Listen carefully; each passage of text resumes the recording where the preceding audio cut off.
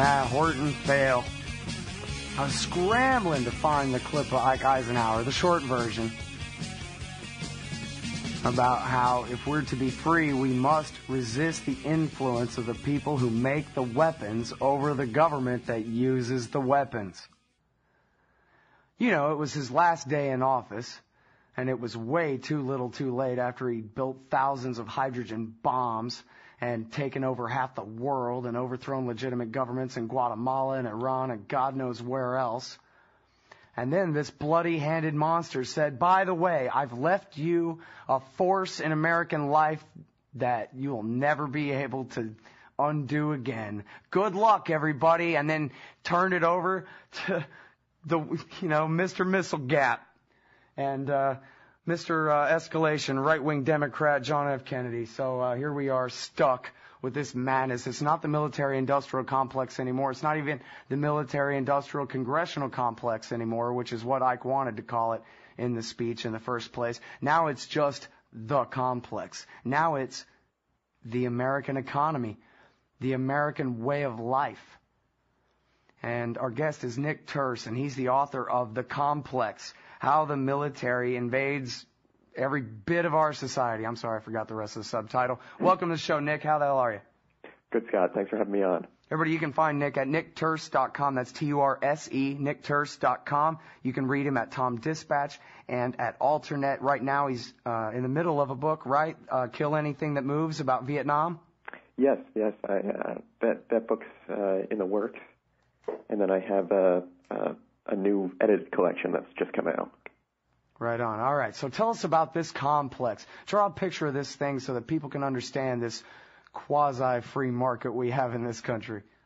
Well, in the complex, what I look at is something that it's akin, I say in the book, to the Matrix of the movies. It's something that invades every facet of our everyday lives. This is it's not the military-industrial complex of Ike's era. This is something much larger, much more insidious, and its tentacles are everywhere. From the corporations that supply the food in our grocery store shelves to the studios that make the movies that everyone goes and watches. Well, now, how can that be? I mean, I guess, well, first of all, start with the movies there. If I remember right, and it's been quite a long time, but didn't Karl Rove take a trip out here to L.A. in, say, late 2001, early 2002, and remind them of the bad old days and how we don't want it to be like that anymore, do we? Yeah, the military's made a major effort when it comes to movies. It used to be done on an ad hoc basis, and I mean their influence in Hollywood goes back to the silent era. But in recent years, they've taken it up not just one notch, many.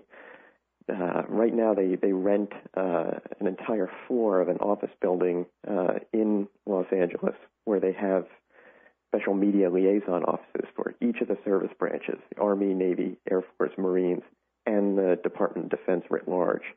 And what they do is they offer their services to Hollywood studios. If you want to make a big budget blockbuster, one of those big summer movies like Transformers or an Iron Man, and you want the latest military hardware, you submit your script to them. They'll look it over.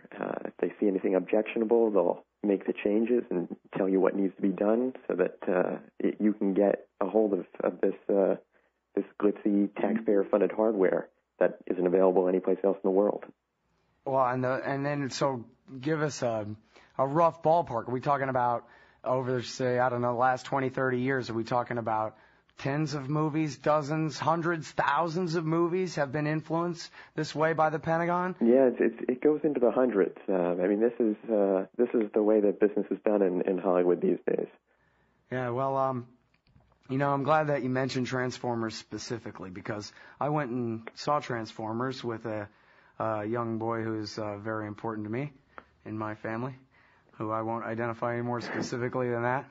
And I took him to see that, and it started out with a giant Army commercial And I said to him, but really loud so the whole place could hear me, wow! So if I join the Army, I get to stay in, I guess, what looks like Tennessee the whole time. And there's no Iraq or Afghanistan in the commercial at all. Join the military, you get to ride around in the back of a C-130 goofing off all day. It's great fun, was what the commercial said.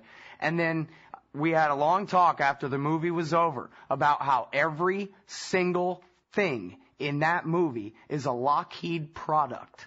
And that is not an accident. And this is not about defending us. And why the hell does America have a base in Bahrain anyway, young man? You need to ask yourself that. And you know what? I love Transformers. I grew up, I was the biggest Transformers fan in the whole world when I was in 4th grade. And I felt really betrayed by that personally, to be honest.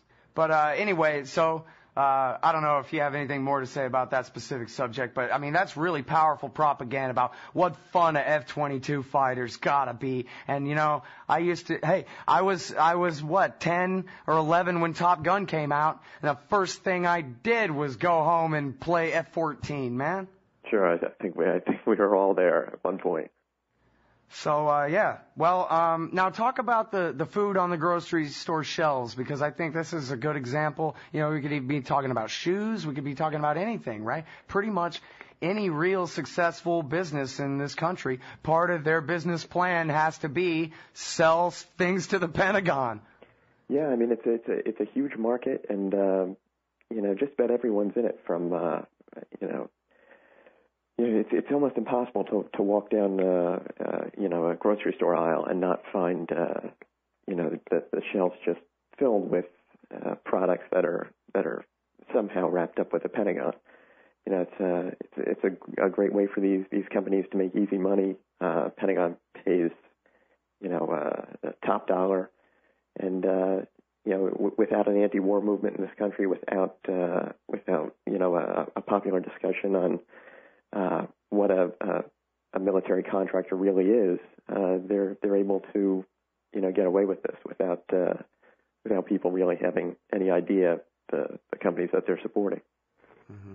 So, you know, it's really the parallel, or like the more specific case, I guess, that comes up in my mind is, you know, when Chalmers Johnson talks about, okay, so they make whatever B-2 bomber or B-12, whatever, I forgot they call them, that's the vitamin. Anyway, they make these bombers and they have one part made in every single congressional district in the country if they can, in order to, you know, spread the demand for the jobs to keep the thing going out, so that no regional collection of congressmen could ever agree to shut something down and cost them. But where the rubber really meets the road, it seems like, is, you know, the tube sock company lobbyists. They don't want an end to the war either, man. They're selling massive tube socks to this thing. And if it came down to it, they're imperialists. They got to get those socks sold. And this is the most important captive market of all. And so that it just shows how the incentive structure, the whole society, has been completely distorted by this. Yeah, I mean, that's absolutely right. It's I mean, this is the way it's been set up for a reason. So it's amazing stuff. Well, I highly recommend everybody read the book. It's called The Complex: How the Military Invades Our Everyday Lives. And again, I'm talking with Nick Turse. The website's NickTurse.com. And couple minutes here before we hit our break. So I want to, I guess, just introduce your article here at Alternet.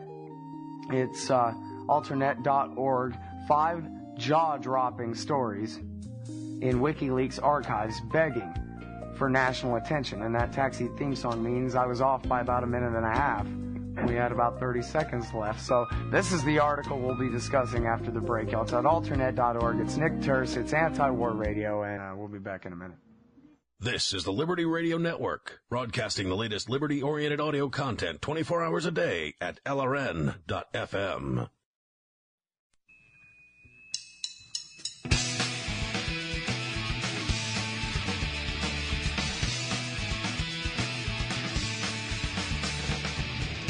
All right, y'all, welcome back to the show. It's Anti-War Radio. Wrapping up the show for the day and the week here with Nick Turse. His website is NickTurse.com, T-U-R-S-E, NickTurse.com. The book is The Complex, and you can find his articles at TomDispatch. as well as alternate.org, where he's got a new one called 5 Jaw-Dropping Stories in WikiLeaks Archives begging for national attention. And, you know, I don't know how to craft a perfect segue to this or anything, but the point is that America is a global empire, and the military-industrial complex and the associated distorted economy and the biggest parts of all of that have us on this crusade to take over the world, basically. Not that it's working out very well, and not that it's possible with giant powers like Russia and China refusing to give up their independence to us. But anyway, they're going to try anyway, and they have been. And the way that they get away with the worst of their deeds is secrecy. And that's what it's all about. Barack Obama continues to rack up victories defending George Bush's secrecy policies. And on we go. It's like Bush's third term. And so that's why WikiLeaks is so important, of course. And I think it's great that NickTurse is one of the few people who actually decided to go and dig through that site and see what all's on there besides the collateral murder video, besides the Afghan war logs. What did you find, Nick? Well, you know, I look at the site on a regular basis, and I always note that one thing that WikiLeaks really offers a lot of are U.S. counterinsurgency manuals. Now, this is the war that we're fighting in Afghanistan is run right, you know, by the book. And here's the inside story of exactly the type of war that's being waged there. And WikiLeaks offers no fewer than 8 core U.S. counterinsurgency manuals and handbooks, as well as a number of other supporting materials that have special bearing on counterinsurgency operations. And it's all sitting there. But very few people have actually dug into these documents. Well, and so what'd you learn in those counterinsurgency manuals? Clear, hold, build, the way we could have won Vietnam if only the liberals hadn't sold us out? Yeah, well, you know, it's interesting that you mentioned Vietnam, because what I noted most about these manuals is that they're, you know, incredibly unsophisticated, and they rehash a lot of well-worn and not terribly effective material on guerrillas and conventional efforts to defeat guerrillas. It's really like reading a Vietnam-era manual.